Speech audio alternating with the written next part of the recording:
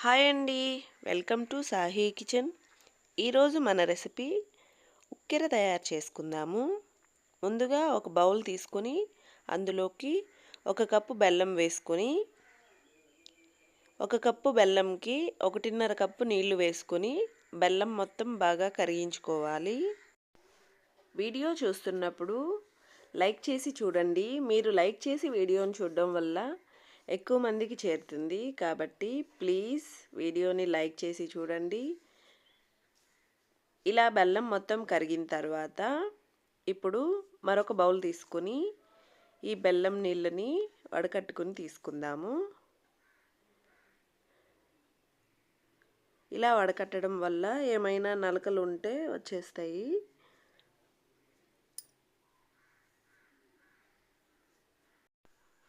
ఈ విధంగా వడకట్టేసుకుని ఇప్పుడు ఇందులో 1.5 కప్పు బియ్యపు పిండి వేసుకొని కలుపుకోవాలి.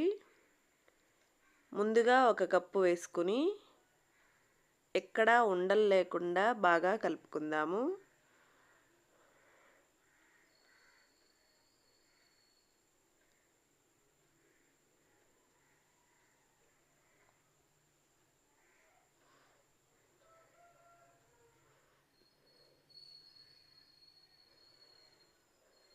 ఇప్పుడు మిగిలిన అరకప్పు పిండి కూడా వేసేసుకుని బాగా కలిపేసుకుందాము.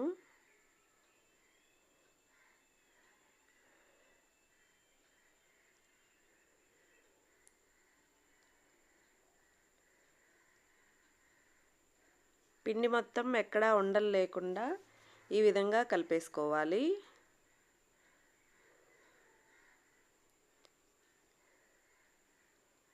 పిండి మనకి ఈ కన్సిస్టెన్సీలో ఉండాలి.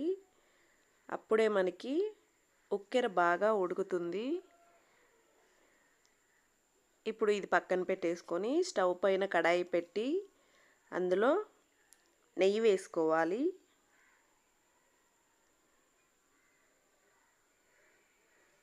ఈ రెసిపీకి కొంచెం నెయ్యి ఎక్కువగానే పడుతుంది. నెయ్యి బాగా కాగిన తర్వాత మనం ముందుగా కలిపి పెట్టుకున్న పిండి మిశ్రమాన్ని ఇలా కలుపుకుంటూ వేసేసుకోవాలి.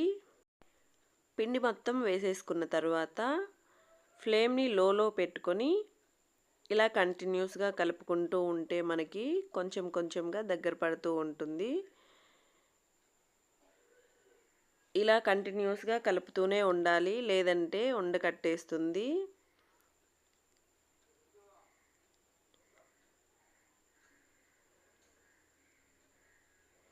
ఈ విధంగా కలుపుతూ ఉంటే మనకి ఉక్కెర చక్కగా ఉడికి బాగా దగ్గర పడిపోతుంది. చూసారు కదా, ఇంతకుముందు మనకి ఉండకట్టినట్టుగా అనిపించింది. మనం ఇలానే కంటిన్యూస్గా కలుపుతూ ఉంటే మనకి చక్కగా కలిసిపోయి ఈ విధంగా వస్తుంది. ఆల్మోస్ట్ మనకి ఉక్కెర రెడీ అయిపోయింది. మరి కొంచెం సేపు ఉడికించుకుంటే సరిపోతుంది.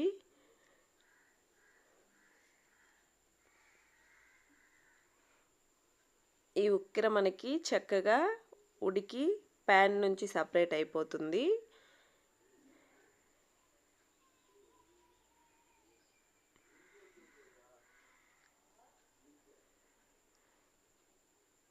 ఈ విధంగా వస్తే మనకి ఉక్కెర రెడీ అయిపోయినట్టేను. ఇప్పుడు స్టవ్ ఆపేసి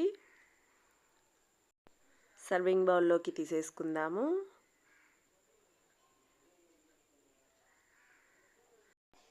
ఈ రెసిపీని మా అమ్మమ్మ దగ్గర నేర్చుకున్నాను. చాలా చాలా టేస్ట్గా ఉంటుంది. తప్పకుండా మీరు కూడా ట్రై చేయండి. ఎలా వచ్చిందో కమెంట్లో చెప్పండి. ఈ వీడియో మీకు నచ్చినట్లయితే ప్లీజ్ వీడియోని లైక్ చేయండి, షేర్ చేయండి, సబ్స్క్రైబ్ చేయడం మాత్రం మర్చిపోకండి. Thank you.